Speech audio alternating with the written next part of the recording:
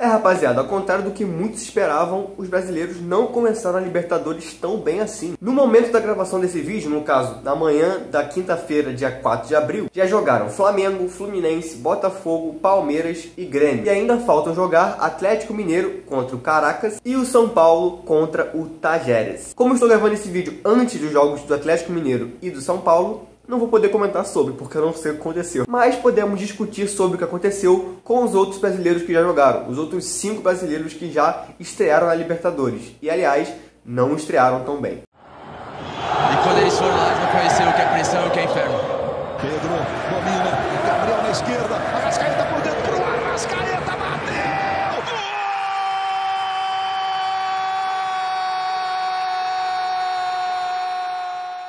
Fala família, Gustavo aqui trazendo mais um vídeo aqui pro canal Fala Maluco. Como vocês já sabem, o vídeo de hoje é sobre a estreia dos times brasileiros na Libertadores. Vou começar pelo pior resultado até então, dentre os brasileiros, que foi o do jogo do Grêmio. The Strongest foi adversário do Grêmio na primeira rodada da Libertadores e venceu o Grêmio por 2-0. Tudo bem que basicamente todos os brasileiros jogaram fora de casa na primeira rodada da Libertadores. Alguns enfrentaram a altitude, que prejudica muito, né? A gente sabe como a altitude é uma coisa que dificulta demais o jogo dos times brasileiros lá fora. E no caso do Grêmio, além disso, o Renato Gaúcho, técnico do Grêmio, decidiu poupar o seu time titular para a final do Campeonato Gaúcho, o Gaúchão, que será nesse final de semana. Fato é que para o Grêmio essa escolha foi determinante para que o Grêmio não conseguisse vencer na sua primeira partida na Libertadores. Passando agora para o jogo do Botafogo, nosso glorioso, que conseguiu perder em casa jogando contra o Júnior Barranquilla. O Botafogo não foi o único brasileiro que perdeu na estreia da Libertadores, como a gente acabou de ver, o Grêmio também perdeu, mas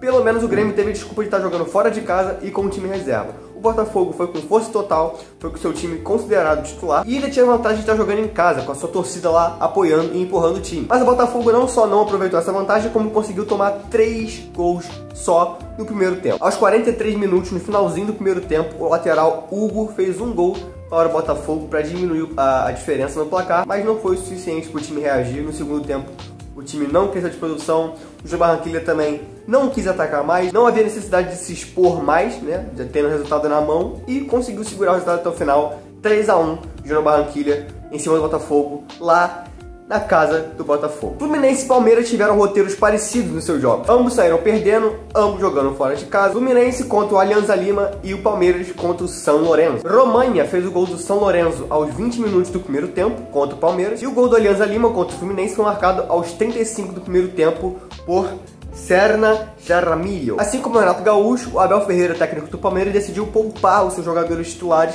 para a final do Paulistão contra o Santos. Final essa que o Palmeiras saiu perdendo por 1-0 contra o Santos lá na Vila Belmiro. E aí cabe ao torcedor do Palmeiras ver essa situação e dizer se acha certo, se acha errado que o Abel Ferreira fez, né, de poupar os titulares, né, jogar com os reservas na Libertadores e os titulares na final do Paulistão, que eles precisam buscar o resultado, né? A vantagem do empate é a do Santos, que já está com 1-0 no placar. O Fluminense, pelo contrário, entrou com os melhores jogadores que tinham à disposição no momento. Não foi o time considerado titular do Fluminense que entrou em campo, até porque o Fluminense lida com alguns desfalques. Dentro das circunstâncias, foi o melhor que o Diniz conseguiu escalar para esse jogo. E aos 27 minutos do segundo tempo, Marquinhos faz seu primeiro gol com a camisa do Fluminense, logo em Libertadores, olha que sorte, com assistência do Douglas Costa, um cruzamento perfeito que acha o Marquinhos sozinho no meio da zaga para cabecear e fazer o gol de empate do Fluminense. E no jogo do Palmeiras foi o lateral Piquerez que empatou o jogo aos 36 minutos do segundo tempo. Como eu falei, roteiro parecido, saíram perdendo fora de casa, empataram no finalzinho, ou, né, do meio pro final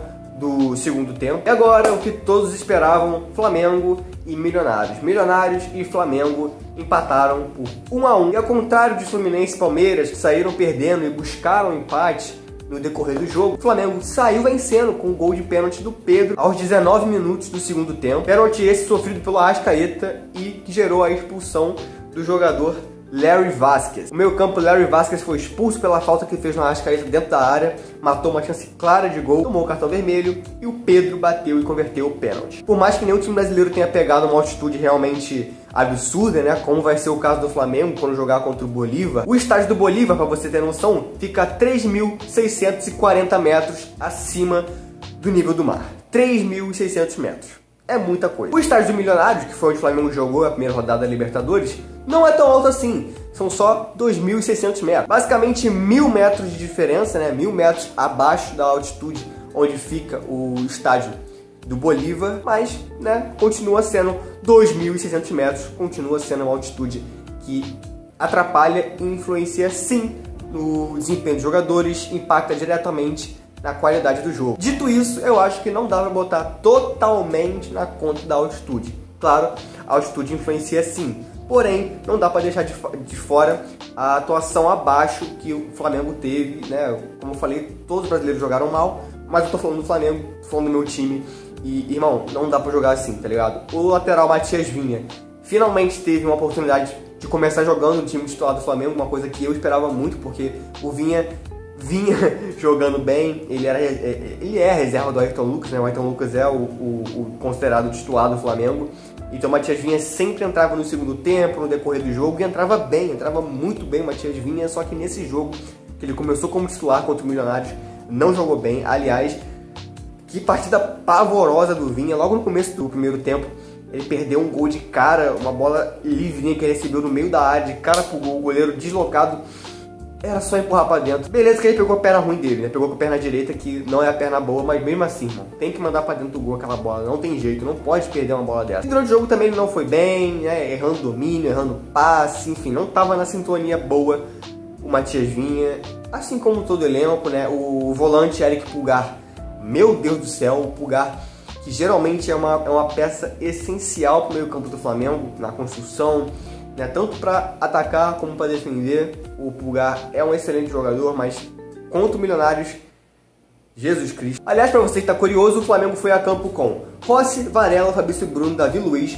Vinha, Pulgar, Igor Jesus, Arrascaeta, Bruno Henrique, Cebolinha e Pedro. O Flamengo perdeu o De La Cruz poucos minutos antes do começo da partida, infelizmente, né? Aliás, fez uma falta danada do De La Cruz. Nada muito grave, pelo que o Flamengo informou. O De La Cruz teve um quadro de febre, mal-estar. Aparentemente, nada que vá tirá-lo de campo por muito tempo, dos próximos jogos e tal. Foi realmente uma coisa ali do momento, do dia, do jogo. O Davi Luiz, no lugar do Léo Pereira, né, compondo a zaga com o Fabrício Bruno, não é que ele comprometeu, ele não teve uma falha direta no jogo, tá ligado? Que realmente influenciou no resultado. Mas é nítido que a confiança do sistema defensivo no geral é totalmente diferente quando é formada por Fabrício Bruno e Léo Pereira. Basta o Davi Luiz entrar que, de novo, não jogou mal, mas passa muito menos confiança que o Léo Pereira, isso é inegável. Também tivemos alteração no ataque, né? O Bruno Henrique começou pelo lado direito no lugar do Luiz Araújo, que ficou no banco. E assim, eu sei que o Bruno Henrique é um jogador diferente, né? Ele é um jogador especial pro Flamengo. É muito bom ter o Bruno Henrique no Flamengo pelas características que ele tem, velocidade, impulsão, drible, enfim. Mas forçar ele pelo lado direito, não sei se é uma boa alternativa, sinceramente. E assim, não é também como se o Luiz Araújo tivesse realmente dominado a posição e mostrado que veio. Ainda não chegou nesse ponto. Mas eu acho que tendo o Luiz Araújo, ele é o melhor jogador para escalar na ponta direita. É melhor do que ficar improvisando o Bruno Henrique, Cebolinha. Enfim, fato é que no lance do gol, o Rossi foi sair jogando, né, com a bola dominada no pé, acertou um passe pro Pulgar, que aí já gerou um debate, né, o quanto de culpa o Rossi teve no lance do gol do Milionários, porque, beleza, ele acerta o passe pro Pulgar. O Pulgar erra o domínio, e aí gera o contra-ataque do Milionários. O Pulgar erra, ele dá um carrinho completamente desnecessário. Erra o carrinho, toma um drible absurdo. Daniel Ruiz foi o jogador que empatou o jogo para o Milionários aos 35 do segundo tempo. 35 do segundo tempo, mano. É um resultado frustrante, isso não tem como negar. Apesar de um empate fora de casa, ainda mais jogando na altitude, não ser um resultado de todo ruim, levando em consideração a forma como o Flamengo jogou, talvez o empate tenha sido até lucro, sinceramente. É frustrante, mas, sinceramente, eu achei até de certo ponto importante a gente começar empatando, porque serve para ligar um alerta e virar a chavinha dos jogadores para começarem a diferenciar Campeonato Carioca de Copa Libertadores da América, né? São campeonatos completamente diferentes, o nível dos adversários é completamente diferente. Praticamente já é campeão carioca, né? Abriu 3-0 no primeiro jogo contra o Nova Iguaçu. Vai jogar agora nesse domingo o segundo jogo, né? Já com 3 gols de vantagem. Então, assim, todo respeito ao Nova Iguaçu, que fez uma campanha também histórica do Nova Iguaçu, né? Chegaram na final de Carioca, batendo o Vasco no Maracanã. Não é pra qualquer um, realmente o Nova Iguaçu vem jogando muito bem, uma campanha muito interessante do Nova Iguaçu, mas tomou 3 a 0 na ida, não vai fazer 3 gols, nem 4, nem 5 no segundo jogo, na volta, a gente sabe disso, né? O Flamengo é o virtual campeão carioca, né? Não vou comemorar antes, porque a gente sabe que futebol é futebol, né? Não dá pra prever nada, mas a tendência é que o Flamengo seja campeão carioca e com todos os méritos por isso. Mas agora estamos falando de Libertadores, né? A traiçoeira Copa Libertadores. E vamos torcer para que esse empate tenha servido para mostrar aos jogadores, ao Tite, à comissão técnica, que agora a temporada começou de verdade. Então é isso, rapaziada. Espero que tenham gostado do vídeo. Me perdoem se em alguns momentos ficou um barulho de obra aqui ao fundo, né?